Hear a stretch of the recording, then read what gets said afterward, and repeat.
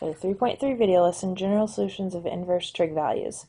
So let's just get started. It says the definition of x equals arc cosine of 1/2, or cosine of x equals 1/2, where you're finding x, tells you that x is an angle whose cosine is 1/2. This is the idea behind principal values, which was 3.2.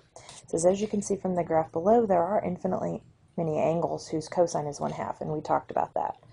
And so the next part is going to tell us to place a dot on the graph every point where cosine equals 1/2, and what is the relationship between the first two values. Okay, so there's one. We have a little half tick mark here.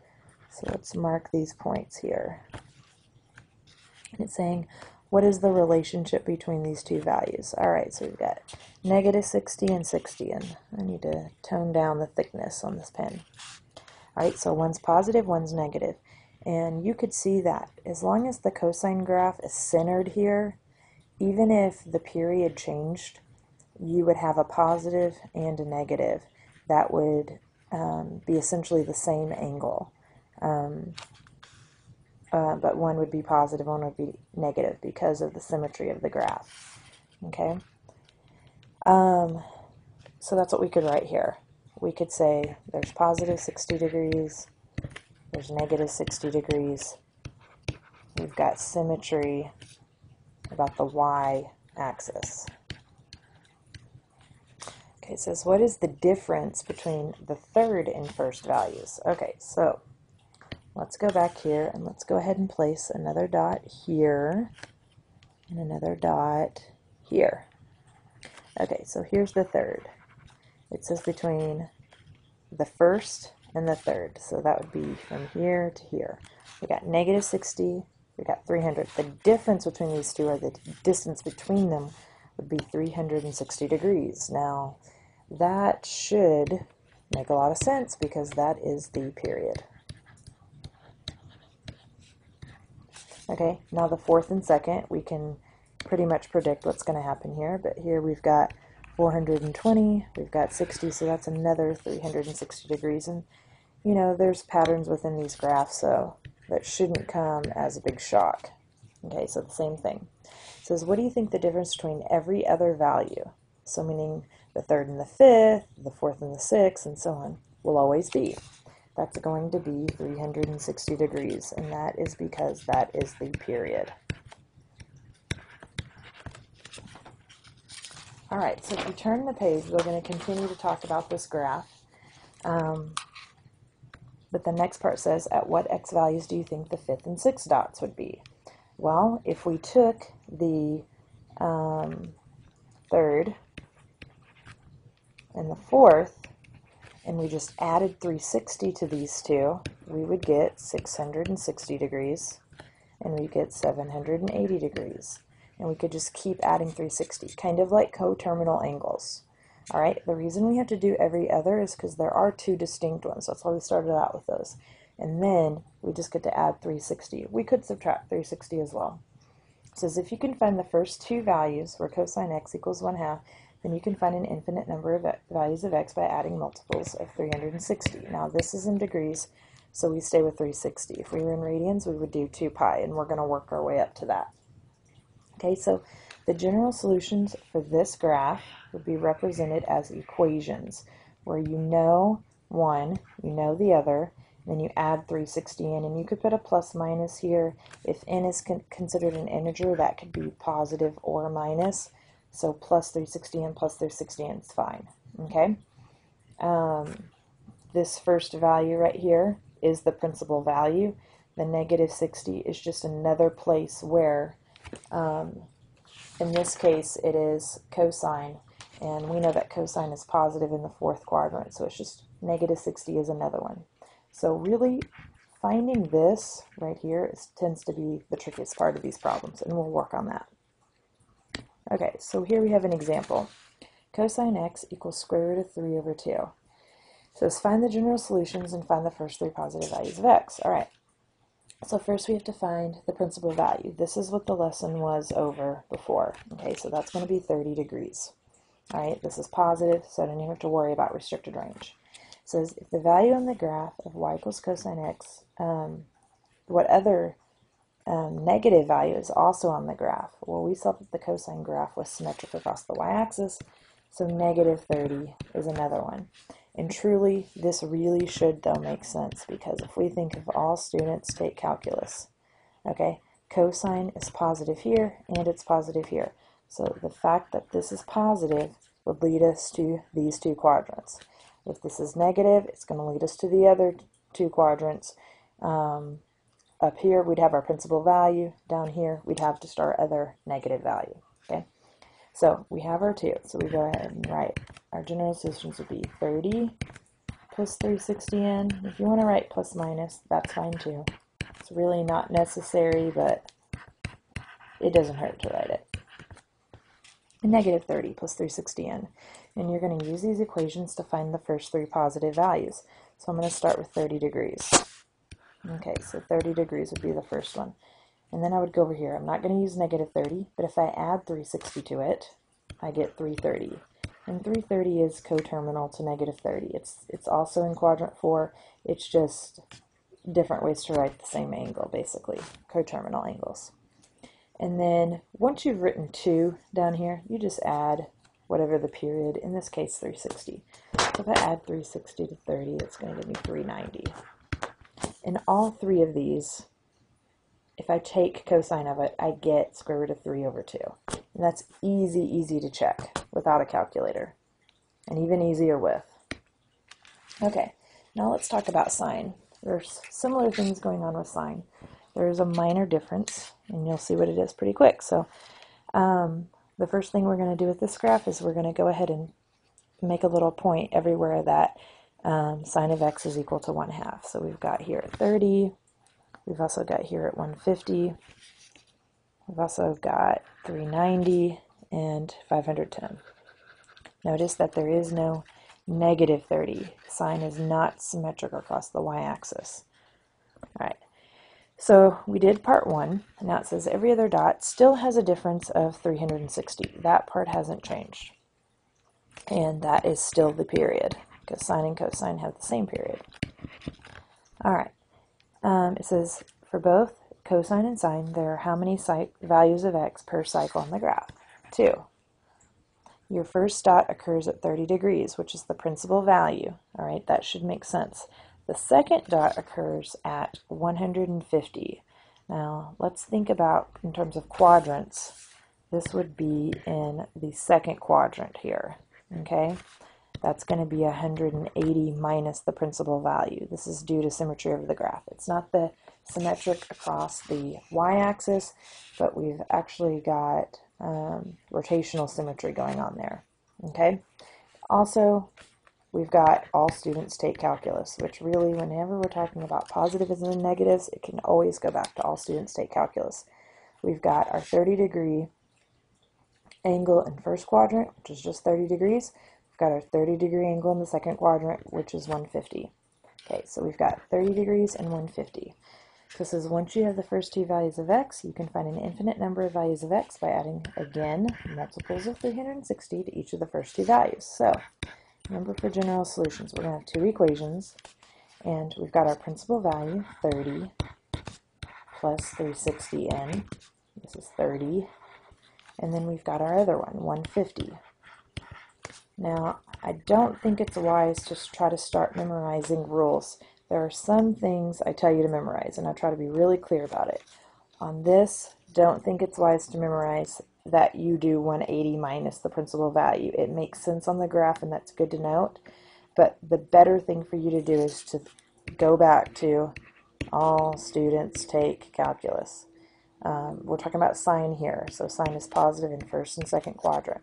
If what we were dealing with was negative 1/2 or negative anything, we would then be putting ourselves in quadrant 4 for our principal value and quadrant 3 for our other negative value. Okay. I think part B got cut off. Nope, sorry. Okay. So here we go with example 2. So this says, new problem. Sine x equals square root of 3 over 2. Find the general solutions, find the first three positive values of x. Alright, so the first thing is principal value. Again, this is why we spent a whole day on this. 60 degrees. Okay, this should be getting a lot easier by now. It says if that value is on the graph of sine x, then what other value? Now remember, think of all students. I'm going to write this over and over again on these notes. If you want to be, if you're in positive, you're also in quadrant 2. So what is 60 degrees in quadrant 2? 120 degrees. Okay, therefore the general solutions are going to be x equals 60 plus 360n, and x equals 120 plus 360n.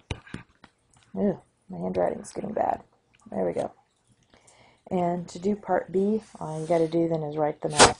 Now, here are two already.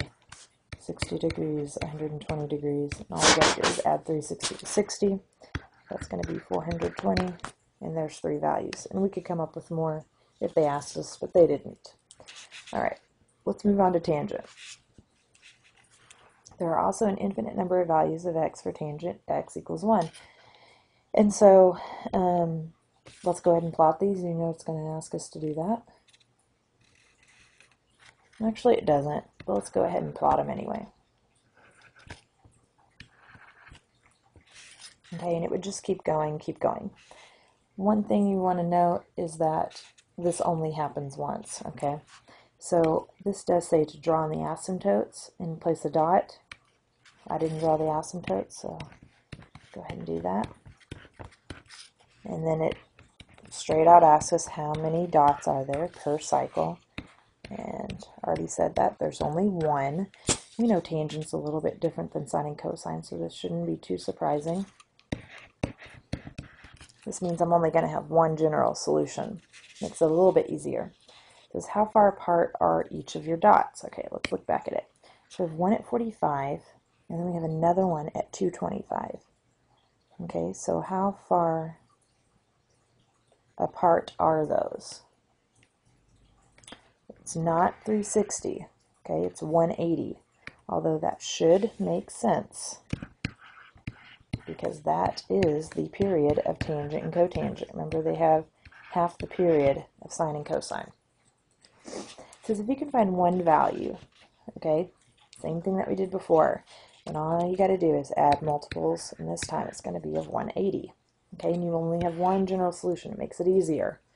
All right, so in this case, we have x equals, our first one, just to go back and look, was 45 degrees.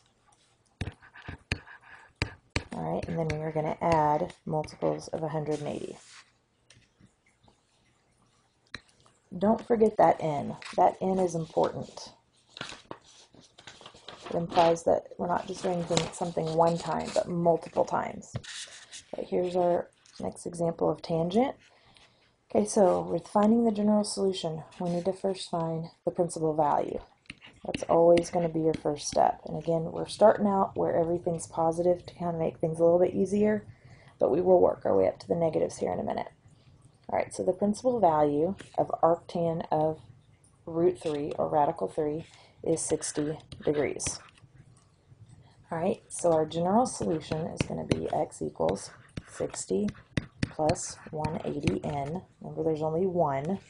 That's the answer to part A. In part B, to find the first three positives. Now with tangent, you write your number, and then you got to add 180. That'd be 240. Got to add 180 again. That's going to be 420. So you have to do a little bit more adding with tangent for anytime you have to find the first three positive values. That's not that hard to do. Okay, so now we're going to practice this. All right, so I went over how to do each thing, and it's kind of just combining what we already know. But don't try to skip to the last part. Go through each step. So on any of these problems, the first thing you're going to do is find the principal value. Okay, every single time. That's the first thing we're going to do. Now, this is talking about radians. So what is the principal value in radians? All right, it would be 60 degrees, or pi over 3, and the restrictive range of a negative for sine puts us in the fourth quadrant. So we're going to have negative pi over 3. All right. If you're having a hard time with this right here, I suggest you go back and watch the 3.2 video. All right, so the answer to part A is going to be x equals, and then we have negative pi over 3, all right, plus, and instead of 360n, we're in radians, so I'm going to put 2 pi n. All right, now, I already said this, but this right here is going to give most of you a run for your money, because you're going to want to jump to a conclusion. Just think logically. We're dealing with a negative. Okay, we're dealing with signs, so all students take calculus. Cross off where sign is positive if you need to. Now I already took up quadrant 4 with my principal value. Now I want to go to quadrant 3. So what is pi over 3 in quadrant 3? Okay, we're adding it to pi basically. Okay, you could do a negative angle. You could just think, how do I get to quadrant 3? It doesn't matter if you go positive or negative. I'm going to go the positive direction because I think that's going to be a little bit easier. That's going to be 4 pi over 3. That is a 60-degree reference angle in quadrant 3. All right, and again, plus 2 pi n. All right, to answer part B, we need to find the first 3 positives. So out of these two, just pick the positive one. That's your first one. All right. I'm going to make that a little bit easier to read. There we go. And now, for negative pi over 3 plus 2 pi n, all right, you're just adding some fractions here with some pi's in it. Don't make a big deal out of this, but do some scratch work on the side if you need to. That is 5 pi over 3. We're back in quadrant 4 with that one. Now we need to add 2 pi to 4 pi over 3. That's going to be 10 pi over 3. If you're getting lost on this, just take your time, do some scratch work if you need to. Ultimately, this gets much easier though when you practice it without a calculator. Okay, let's look at problem 2. All right, we've got a tangent. That means I'm only going to have one general solution, which is kind of nice. Okay, but the first step is to find that principal value. All right, now, I know it's going to be 60 degrees, but because I have a negative, I got to remember what the restricted range is for tangent, okay? That is going to be negative 60, or negative pi over 3. And if you get lost, I told you I was going to write this over and over in the lesson. If you get lost, write this out, okay? Tangent's negative, so you could just cross off the quadrants where tangent's negative. Restricted range puts you in quadrant 4. And we don't have to write another general solution, so I don't even have to worry about that one. Now, if you accidentally here went ahead and put yourself in quadrant 2, your general solution would look a little bit differently than mine. However, it would not really affect your answer to part B, and in that case, I wouldn't even count off points. Okay, so I don't want you to get too stressed out about the details. I want you, though, to make sure that you are accurate and in the correct quadrant. But in terms of positive or negative, which direction you went, that's okay. So negative pi over 3 is not positive, so I need to add 2 pi to it. And when you add 2 pi to negative pi over 3, you get 2 pi over 3. And I want to point out something. That puts you in quadrant 2. Okay? Add 2 pi again, you get 8 pi over 3. Add 2 pi again.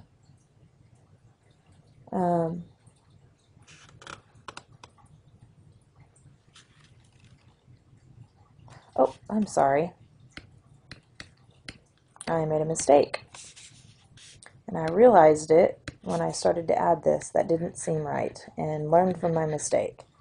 Okay, we should not put 2 pi there. We should put pi because the period of tangent is pi. So maybe I could go back and fix this mistake and erase it, but it's probably better for you to see how easy that's made. So it should not be plus 2 pi n. It should just be plus pi n. So I noticed when I was adding 2 pi n, something just didn't sit right with that. And so we really want to add pi n. So if I add from negative pi over 3, if I add pi n, that gets me to 2 pi over 3. Right. And if I add pi n again, that's 5 pi over 3. If I add pi again, that's 8 pi over 3. And something you can do on any of these is you should be able to take tangent of any of these values and get negative root 3. So it's not a bad idea, in the very least, to take your very last, use a different color here, to use your very last one right here and at least check and make sure that if you take, in this case, take sine, you should get negative root 3 over 2. If you take tangent, you should get negative root 3. That's a really good way to check. It may not catch all mistakes, but it would catch really big ones. Okay, so you know it always gets a little bit harder. Alright, so let's look at secant. This could have just as easily said cosine of x equals negative 1 over root 2. It's the same thing. They have the same restricted range, so we don't even have to worry about that. Alright, so first thing, what's the principal value? Okay, so remember that this is 45 degrees. Okay, so that would be pi over 4. For cosine, that puts us in quadrant 2 for a negative 3 pi over 4. If you make a common mistake here would be to write negative pi over 4. But remember that negative pi over 4 puts us in quadrant 4, and both secant and cosecant are still positive in quadrant 4. So we wouldn't want to be in quadrant 1 or 4. So that's just a way you can kind of check your work as you go along. Alright, general solutions. We've got 2 of them. The first one is just going to be your principal value, 3 pi over 4, plus 2 pi n.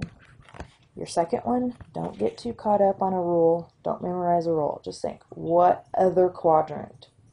Is there a negative? Negative root 2 for secant, or negative 1 over root 2 for cosine.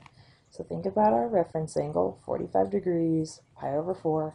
What is that in quadrant 4, or quadrant 3? Okay, that's going to be 5 pi over 4. If you're thinking back to the first example that we had, and if you remember with cosine, we used a negative, I could have just as easily put negative 3 pi over 4 in this spot, and yeah, it would look a little bit different, but our answers to part B would be the exact same. And we'll address this in class a little bit. Alright, so I already have 2 positive values. I'm going to go and write them down. All I need to now do is add 2 pi to 3 pi over 4. And that's going to be 11 pi over 4. There's my third positive value. Okay, if you feel ready, I would suggest that you try example 4 on your own, pause the video, and then check your solution with mine. Okay, so principal value. Right, principal value is going to be negative 30 degrees, or negative pi over 6. Puts us in quadrant 4. So our general solutions are going to be x equals negative pi over 6 plus 2 pi n. And again, it's this next one that gets people. So just think, all students take calculus. Sine is negative in this case. So you could even just cross off the quadrants you don't want. Remember our restricted range put us in quadrant 4 for our principal value. Now you want to go to quadrant 3. And that would be 7 pi over 6 plus 2 pi n. So then to find the first 3 values, we don't want to pick negative pi over 6 because it's negative. We want to pick 7 pi over 6. And we want to come back up here to the top general solution, add 2 pi, that's 11 pi over 6. Add 2 pi, that's going to be 19 pi over 6. And you may be wondering why we're doing this part B each time. It's because when we get to application problems, actually part B is going to be much more useful than part A. Okay, bring your questions to class.